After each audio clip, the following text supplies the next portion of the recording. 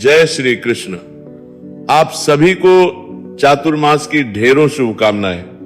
प्रिय भक्तों, आज के इस वीडियो में हम बात करेंगे विशेष रूप से कि चातुर्मास कब से आरंभ हो रहा है, चातुर्मास की विशेषता क्या है, इसमें हमें क्या करना चाहिए। आप जानते हैं चातुर्मास मनुष्य का कल्याण करता है। इन 4 महीनों में जिन्हें हम चातुर्मास कहते हैं, उनमें हमें विशेष नियम धारण करने होते हैं। शास्त्र अनुसार क्या है वो नियम जिनको करके आप सूर्य के समान तेजस्वी हो सकते हैं, दुर्भाग्य को समाप्त कर सकते हैं, भगवान नारायण का आशीर्वाद प्राप्त कर सकते हैं, क्योंकि भगवान नारायण को समर्पित है। ये 4 महीने जिस प्रकार से आपने भी पिछले दिनों जब पुरुषोत्तम मास चल रहा था उसमें अनेकों नियम धारण किए थे, इसी प्रकार के चातुर्मास के नियम हैं जो आपको अनंत पुण्य देते हैं, जन्म मृत्यु के चक्र से मुक्ति के लिए बड़े सहायक है। इसकी पुराणों में खूब लिखी है, तो बताऊंगा आपको कि क्या है इसकी महिमा, क्यों महत्वपूर्ण है। चातुर्मास इस वर्ष कब से शुरू होगा, कब समाप्त होगा, क्या आपको नियम धारण करने चाहिए, कौन से व्रत करने चाहिए, कैसे इसके नियमों को पूर्ण करेंगे और किस विधि से आप सरलता के साथ इसका संपूर्ण पुण्य प्राप्त कर सकते हैं। आपसे निवेदन है कि वीडियो यदि थोड़ा सा भी उपयोगी लगे तो एक बार लाइक अवश्य कीजिएगा और जितना हो सके शेयर कीजिएगा, क्योंकि इस प्रकार के शास्त्रीय जानकार बहुत कम उपलब्ध होती है। भगवान नारायण का आशीर्वाद प्राप्त करने के लिए कमेंट बॉक्स में अवश्य लिखिए ओम नमो भगवते वासुदेवाय नमः या जय श्री कृष्ण। आपको हमारे द्वारा बताई गई जानकारी कैसी लगती है और हमारा चैनल कैसा लगता है, कमेंट बॉक्स में लिख के अपनी राय दीजिएगा। चैनल पर नए हैं तो सब्सक्राइब कर लीजिएगा, क्योंकि ये प्रतिष्ठित ज्योतिष संस्थान का चैनल है, प्राचीन मार्ग टीवी धार्मिक। हम यहाँ जो भी जानकारी देते हैं वहां सभी ज्योतिष शास्त्र और पंचांग पर आधारित होती है। तो सभी व्रत त्योहारों की शास्त्रीय जानकारी पाने के लिए चैनल को भी सब्सक्राइब कीजिए और बेल आइकन को अवश्य प्रेस कीजिए। आइए प्रिय भक्तों, जानकारी आरंभ करते हैं। बात करते हैं आने वाले चातुर्मास की, आने वाले चातुर्मास में किए जाने वाले शुभ कर्मों की, और कौन से वो नियम है जिनको आपको उठाना चाहिए, जिनको उठा के आप जीवन का कल्याण कर सकते हैं। प्रिय भक्तों, सबसे बड़ा जो नियम है जो चातुर्मास में किया जाता है वो है चातुर्मास का व्रत। इन 4 महीनों का एक व्रत होता है जिसे आप धारण करते हैं। ये व्रत कब से आरंभ करना होता है? इस व्रत की जो नियम है वो ये कहते हैं कि आप इसे अष्टमी तिथि से आरंभ कर सकते हैं। इसके बाद आप देवशयनी एकादशी से इसे आरंभ कर सकते हैं। देवशयनी एकादशी के बाद जो द्वादशी आती है उससे भी इसे आरंभ कर सकते हैं। इस व्रत धारण करने के 5 काल कहे गए।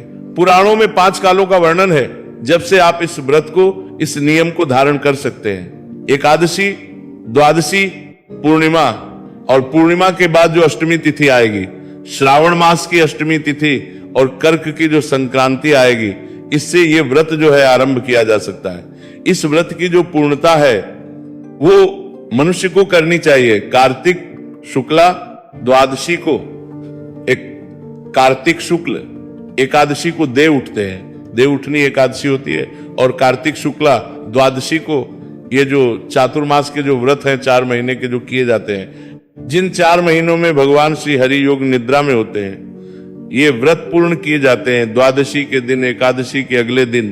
तो ये वो समय है जब आप इस व्रत को धारण कर सकते हैं। इस व्रत को धारण करने से प्राप्त क्या होगा?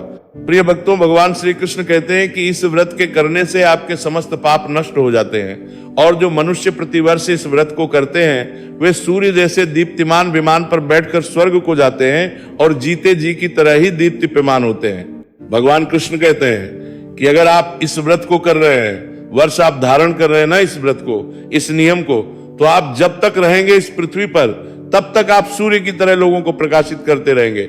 इसके पुण्य प्रभाव से आपके तेज रहेगा, चेहरे पर आपका एक औरा बनेगा सूर्य के प्रकार से।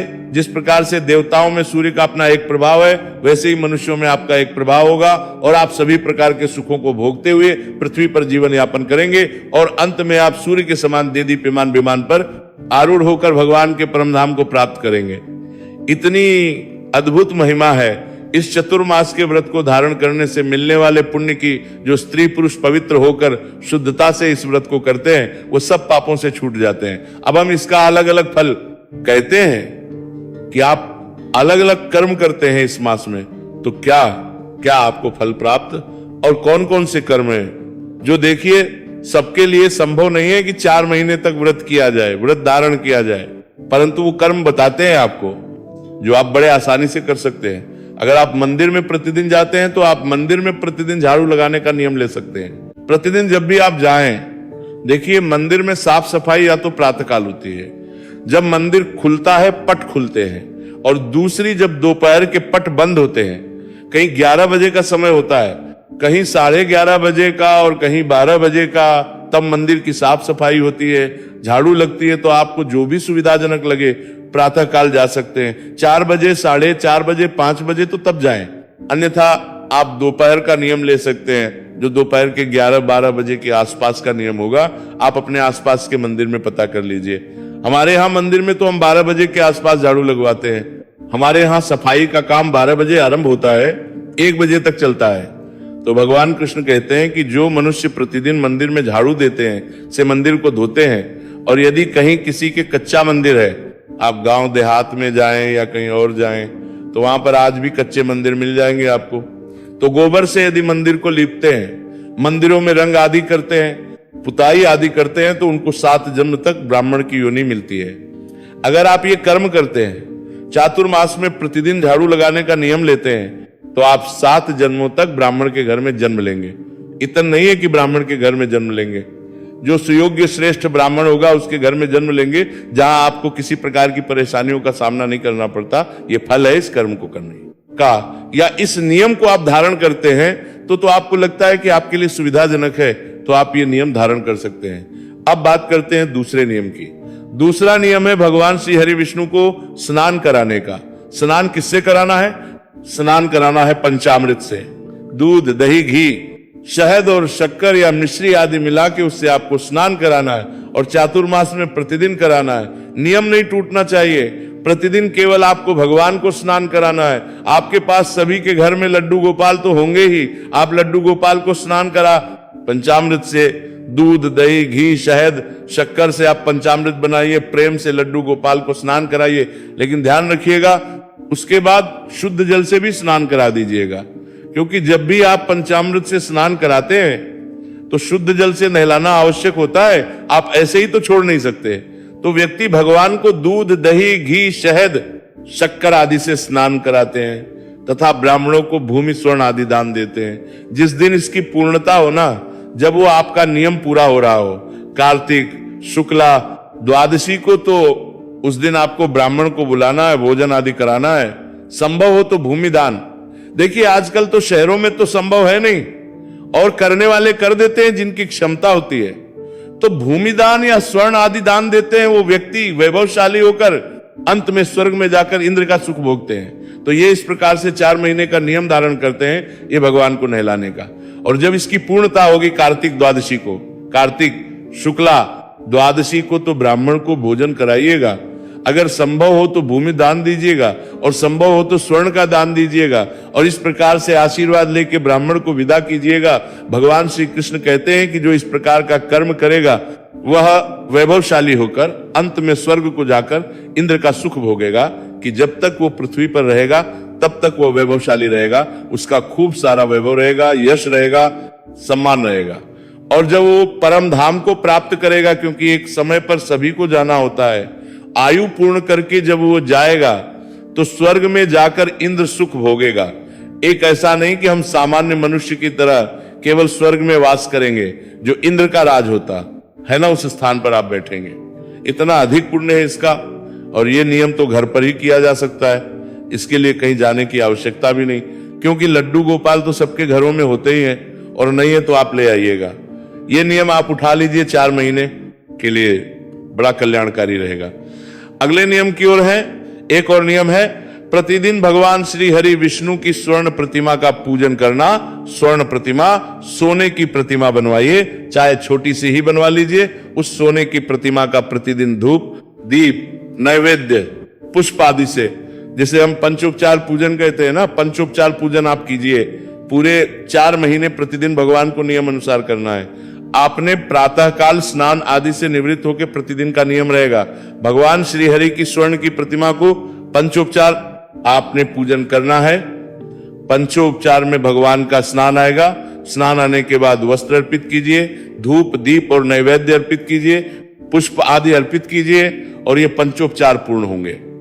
भगवान कृष्ण कहते हैं कि सोने की प्रतिमा बनाकर धूप दीप नैवेद्य और पुष्प आदि से जो भगवान श्री हरि का पूजन करते हैं, वहां इंद्रलोक में जाकर अक्षय सुख भोगते हैं, उनको इंद्रलोक प्राप्त होता है।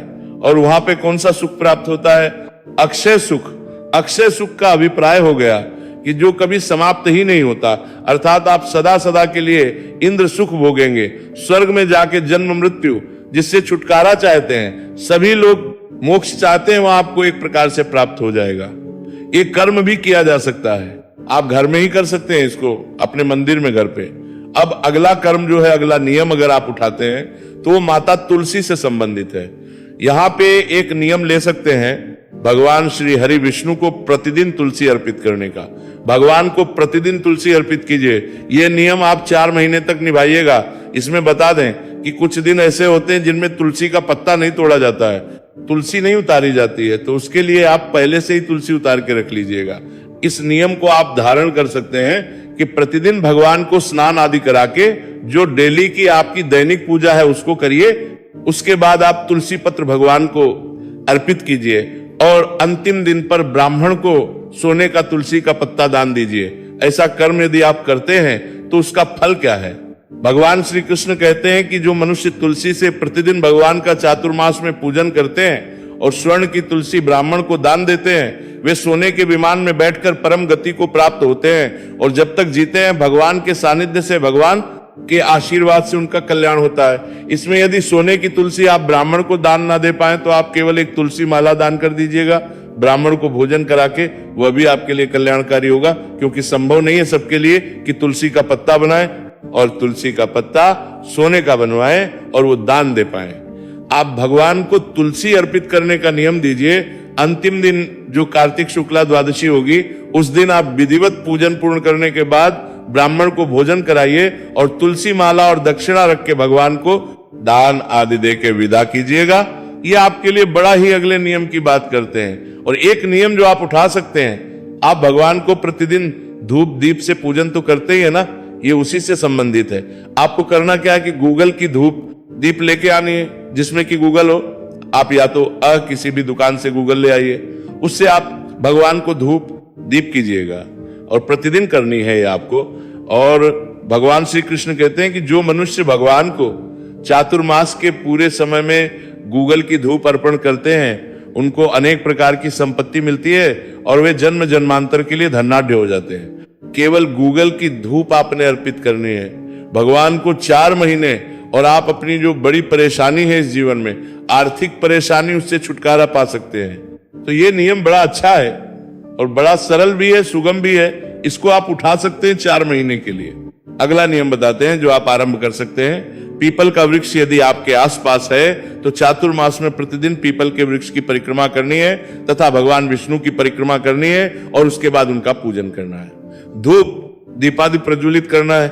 यह नियम आपको पूरे चातुर्मास निभाना है। कार्तिक शुक्ला द्वादशी तक भगवान श्री कृष्ण ने इसका फल कहा है कि जो व्यक्ति चातुर्मास में पीपल के वृक्ष तथा भगवान विष्णु की परिक्रमा करते हैं और पूजा करते हैं, उनको विष्णु की प्राप्ति होती है और जब तक जीते हैं इस पृथ्वी पर सभी प्रकार के ऐश्वर्य भोगते हैं। बोकार मत दार पर प्राप्ति का जार, अनुदेश तकार नोदेश तकार मध्य सत्य रिपुट।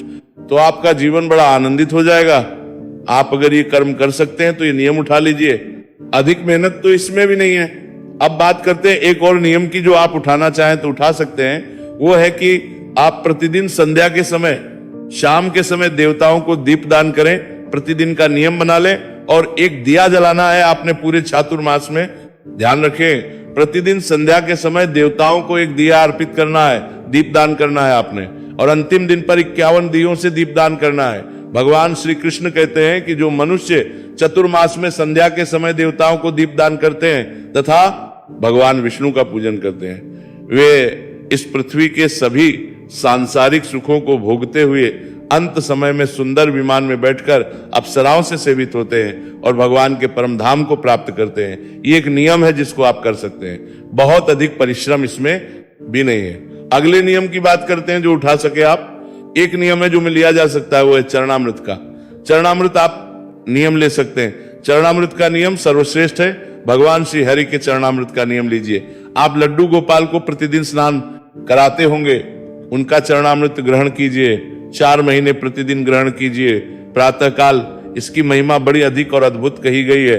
भगवान श्री कृष्ण कहते हैं कि जो मनुष्य भगवान का चरणामृत प्रतिदिन ग्रहण करते हैं वे सभी कष्टों से मुक्त हो जाते हैं और भगवान के परम सानिध्य को प्राप्त करते हैं। इस प्रकार से ये नियम भी आप धारण कर सकते हैं। आपके घर में लड्डू गोपाल होंगे, आप लड्डू गोपाल का चरणामृत प्रतिदिन ग्रहण कीजिए, कल्याणकारी है।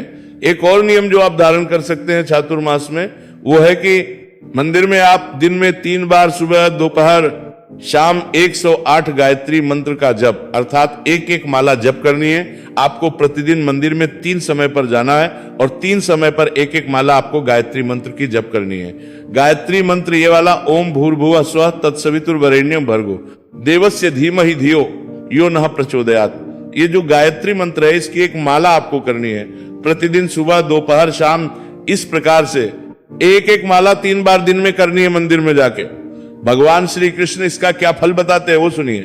भगवान श्री कृष्ण कहते हैं कि जो नित्य प्रति मंदिर में तीनों समय 108 बार गायत्री मंत्र का जप करते हैं उनसे भी पाप सदैव दूर रहते हैं। जो गायत्री का ध्यान और जप करते हैं उनसे व्यास भगवान प्रसन्न होते हैं और उनकी प्रसन्नता से मनुष्य के सभी संकट दूर होते हैं तथा वो परमेश्वर को प्राप्त करता है। तो अगर ये संभव है आप तो ये नियम धारण कर लीजिएगा। एक और महत्वपूर्ण नियम है जो दूर्वा से संबंधित है। आप चातुर्मास में जब भगवान शयन करते हैं तो उनके शयन के उपरांत उनके मस्तक पर नित्य प्रति दुर्वा चढ़ाना चाहिए। आपको दुर्वा लेके आइए, घास जिसे कहते हैं दुर्वा घास जो है वो प्रतिदिन आपको चढ़ानी है पूरे चातुर्मास में जब तक भगवान का शयन चल रहा है। कार्तिक शुक्ला द्वादशी तक भगवान ने इसका अद्भुत फल कहा है। भगवान कृष्ण कहते हैं कि जो मनुष्य चातुर्मास व्रत में भगवान के शयन के उपरांत उनके मस्तक पर नित्य प्रति दूर्वा चढ़ाते हैं और अंत में स्वर्ण की दूर्वा दान करते हैं वे व्यक्ति वैकुंठ लोक को जाते हैं। आगे भगवान कहते हैं कि जब आप इसकी पूर्णता करेंगे तो उस दिन आप जब दूर्वा दान करेंगे तो दान करते हुए आपको इस प्रकार से स्तुति करनी चाहिए। आपको बोलना, हे दुर्वे, तुम जिस भांति इस पृथ्वी पर शाखाओं सहित फैली हुई हो उसी प्रकार मुझे भी अजर अमर संतान दो। इस प्रकार स्तुति करके सोने की दुर्वा ब्राह्मण को दान करनी चाहिए। ऐसा करने वाले मनुष्य सब पापों से छूट जाते हैं और अंत में उनको स्वर्गलोक की प्राप्ति हो जाती है, उनकी संतानें दीर्घायु होती है और इस पृथ्वी पर राज करती है। तो आप ये दुर्वा का नियम धारण कर सकते हैं। गाय को रोटी का नियम, चतुर्मास में गाय को रोटी का नियम धारण कर सकते हैं कि प्रतिदिन आप गाय को रोटी खिलाएंगे। इसका ध्यान रखना है, लेकिन इस नियम में आप स्वयं तब तक भोजन नहीं कर सकते जब तक आप गाय को रोटी ना खिला दें। अगर आप ये नियम धारण करते हैं तो भगवान श्री कृष्ण कहते हैं कि जो गौ पूजन करते हैं और नित्य प्रति गौ को स्वयं से पहले भोजन कराते हैं वो मेरे प्रिय होते हैं और उन्हें मैं सदा दुखों से दूर रखता हूं और मेरे सानिध्य को वो प्राप्त करते हैं। आप चातुर्मास में ब्राह्मणों को भोजन कराने का नियम धारण कर सकते हैं। प्रतिदिन नियम बना लीजिए कि प्रतिदिन एक ब्राह्मण को भोजन कराएंगे। ये बड़ा कल्याणकारी है और बड़ा हितकार है। इसके अतिरिक्त आप ब्राह्मण को चातुर्मास में दुग्ध दान का नियम धारण कर सकते हैं। प्रतिदिन दूध दान करना है। आपने जितना भी उस ब्राह्मण के घर में लगता हो, ऐसा नहीं कि आपने आधा लीटर ही दे दिया। आप उनसे बात कीजिए कि आपके यहाँ परिवार कितना बड़ा क्या है, आप कितना दूध की आवश्यकता होती है और उनको आप दूध दान दीजिए। हो सके तो जो भी डेयरी जहां से वो लेते हैं उसी को बोल दीजिए कि भाई पंडित जी को जो दूध जाता है वो मेरे अकाउंट से दे दिया करो। बड़ा कल्याणकारी है ये कर्म। और अगर स्वयं अपने हाथ से दे के आ सकते हो प्रतिदिन तो उसकी तो महिमा कहीं नहीं जा सकती। तो आपने दूध दान करना है 4 महीने तक। इसका फल भी पुराणों में अद्भुत कहा गया है। पुराण बताते हैं कि जो इस प्रकार से ब्राह्मण की सेवा करता है, उसे दूध दान करता है, उसके जीवन के सभी संकट दूर होते हैं और भगवान के आशीर्वाद से उसे अंत समय में परम धाम की प्राप्ति होती है। आप ब्राह्मण को सब्जी दान का नियम ले सकते हैं। प्रतिदिन सब्जी जो भी आवश्यकता है, 1-2 किलो सब्जी प्रतिदिन आपको अपने जो भी नजदीक में ब्राह्मण है उनको देनी है। इसका नियम धारण कर सकते हैं। आप प्रतिदिन सूर्य को जल देने का नियम धारण कर सकते हैं। सूर्य को लाल पुष्प के साथ आपको 4 महीने तक जल देना है। ये भी आपके लिए बड़ा कल्याणकारी है। तो इस प्रकार से हमने ये नियम बताए हैं जिनको आप धारण कर सकते हैं चातुर्मास। अब बात करते हैं कि ये महत्वपूर्ण चातुर्मास आरंभ कब हो रहा है। प्रिय भक्तों, वर्ष 2026 में चातुर्मास की शुरुआत हो रही है। 25 जुलाई से दिन रहेगा गुरुवार का। इस दिन देवशयनी एकादशी होगी। इसी के साथ चातुर्मास आरंभ हो जाएगा और ये समाप्त होगा 21 नवंबर 2026 दिन रहेगा। शनिवार का जिस दिन देव उठनी एकादशी होगी और इसकी पूर्णतः द्वादशी पर कही गई है, जैसा कि मैंने नियमों में बताया। इस प्रकार ये 4 महीने परम कल्याणकारी है भगवान की कृपा प्राप्त करने के लिए, तो आप इसका खूब लाभ लीजिए। इसमें अनेकों कार्यों पर प्रतिबंध भी रहता है। इसके विषय में मैं अगले वीडियो में जानकारी प्रदान करूंगा कि वो कौन कौन से कार्य हैं जो हमें इन 4 महीनों में नहीं करने चाहिए। यदि जानकारी थोड़ी भी अच्छी लगे तो लाइक कीजिए, शेयर कीजिए और भक्तों सुनना ना भूलें प्रतिदिन का महात्म्य, क्योंकि हम प्रत्येक माह का महात्म्य सुनाते हैं। और जैसे ही चातुर्मास आरंभ होगा तो हम आपको चातुर्मास का जो विशेष महत्व है, जो 4 महीने के लिए लिखा गया है पुराणों में, उसका भी श्रवण कराएंगे, तो उसका लाभ अवश्य लीजिएगा।